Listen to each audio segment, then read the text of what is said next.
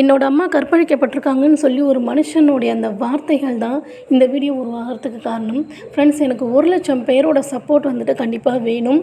ஏன் அப்படின்னா, நான் வந்துட்டு ஒரு சின்ன விஷயம் பண்ணலான்னு இருக்கேன். அதுக்கு குறைஞ்சபட்சம் எனக்கு 1,00,000 பேராவது நீங்கள் சப்போர்ட் பண்ணணும். கண்டிப்பாக தயவு செஞ்சு பண்ணுங்கள். நீங்கள் பண்ணி தான் ஆகணும் எனக்கு. இது எதனால் அப்படிங்கிறத நான் சொல்லிடுறேன். நம்மளுடைய இந்த புதிய அரசு வந்துட்டு தேர்தல் பிரச்சாரத்தப்போ ஒரு வாக்குறுதி ஒன்று கொடுத்தாங்க. ஒரு கோரிக்கையை பல லட்சம் பேர் சேர்ந்து அந்த ஒரு விஷயத்துக்காக கோரிக்கை வைக்கிறாங்க. ஒரே விஷயத்துக்காக கோரிக்கை வைக்கிறாங்கன்னா, சட்டசபையில் அதை பற்றி நாங்கள் விவாதிப்போம்.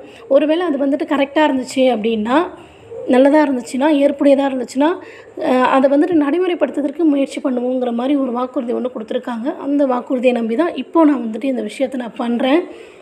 அதுக்கு தயவு செஞ்சு நீங்கள் எனக்கு சப்போர்ட் பண்ணுங்கள். என்ன விஷயங்கிறத நான் உங்களுக்கு சொல்லிடுறேன். மே 18ஆம் முள்ளிவாய்க்கால் நினைவேந்தல்னு சொல்லி நிறைய போஸ்ட்லாம் நம்ம பார்த்தோம். அதில் வந்துட்டு போர் நடந்துச்சு, இறந்துட்டாங்க அப்படிங்கிறத தாண்டி எனக்கு பெருசாக அதை பற்றி எந்த ஒரு எதுவுமே தெரியல. அதுக்கப்புறம் தான் நான் சர்ச் பண்ணி பார்த்தேன். அவ்வளோ விஷயங்கள் நிறைய பேர் பேட்டிகள்லாம் நான் பார்த்தேன். என்னால் சத்தியமாக தாங்க முடியல. மனசு அவ்வளோ கஷ்டமாக இருந்தது. மனசளவுலேயும் உடம்பளவுலேயும் நம்மளுடைய தமிழ் மக்கள் அந்த டேயில் எவ்வளோ சிரமத்தை அனுபவிச்சிருப்பாங்க, எவ்வளோ வலி அனுபவிச்சிருப்பாங்கங்கிறத என்னால் யூகிக்கவே முடியலை. அதுலேயும் அந்த மனுஷன் சொன்ன ஒரு வார்த்தை, என் அம்மா கற்பழிக்கப்பட்டிருக்காங்கன்னு சொன்ன அந்த வார்த்தை இந்த நிமிஷம் வரைக்கும் என்னை தூங்க விடாமல் பண்ணிகிட்ருக்கு. எனக்கு இது வந்துட்டு இது ஒரு ஜஸ்ட் ஒரு போஸ்ட்டு தானே. சரி, ஐயோ ஆமாம், இதெல்லாம் எவ்வளோ கஷ்டம், எப்படி நீங்கள் இதெல்லாம் கடந்து வந்தீங்கன்னு சொல்லி ஒரு போஸ்ட்டு போட்டுட்டோ, இல்லை இவங்களுக்கு வந்துட்டு நினைவேந்தல்னு சொல்லி இதை கடந்து என்னால் மூவ் ஆன் பண்ணி போகவே முடியலை.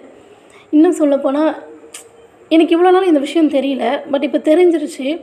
இதுக்கு நம்ம எதுவும் பண்ணலையே, நம்மளால் முடிஞ்சதை நம்ம எதாவது செய்யணுமே, நம்மளால் எதுவும் பண்ண முடியலையே, அவ்வளோ ஒரு கோவம், ஆத்திரம், என்னென்னவோ தோணுது எனக்கு.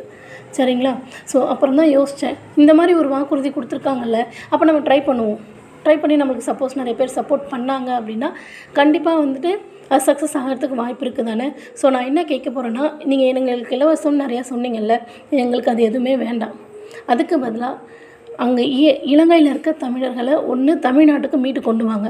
அப்படி இல்லை அப்படின்னா தமிழர்கள் வாழ்கிற அந்த பகுதி மொத்தத்தையும் தமிழ்நாட்டோட நீங்கள் சேருங்க.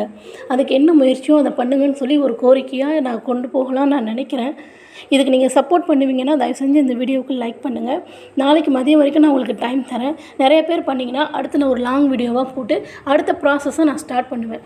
ப்ளீஸ் தயவு செஞ்சு சப்போர்ட் பண்ணுங்கள்.